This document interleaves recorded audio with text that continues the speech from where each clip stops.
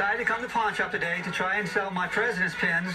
I think the pins are collectible because they are of age. There's older presidents on them. Most of them older than I am, but just like anybody else, need a little extra cash, and I'm hoping they're worth my time and their time. So where'd you get this? I got these doing a foreclosure clean out. I was going to throw a box, and also like, whoa, these are something to keep. Okay, cool. Do you know much about them? No, I know nothing about them, other than there are people who ran for presidents. Okay. Some of them look nice. I know this one could be worth money. Anything Teddy Roosevelt would be worth money.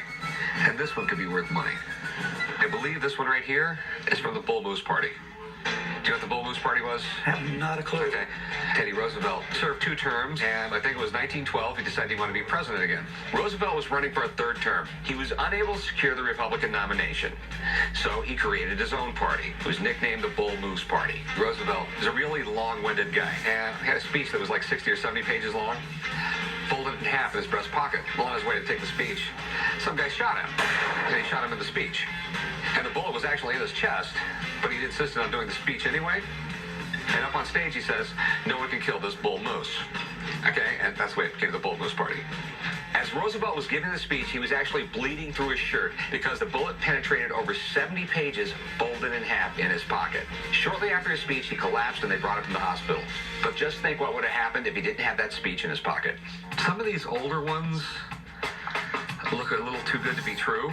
You have one that I know is not real. They didn't print on metal like that back then. But then again, I'm not an expert on these things. I know a guy who will know all about these things. So if you can come back later today, I'll get him in here and We'll go from there. okay. Thank you. This seems like a really great collection, but I am no way an expert on antique political buttons. And with a collection this extensive, I really need to bring in someone who knows what they're talking about. So I'm calling in my buddy Dana to take a look.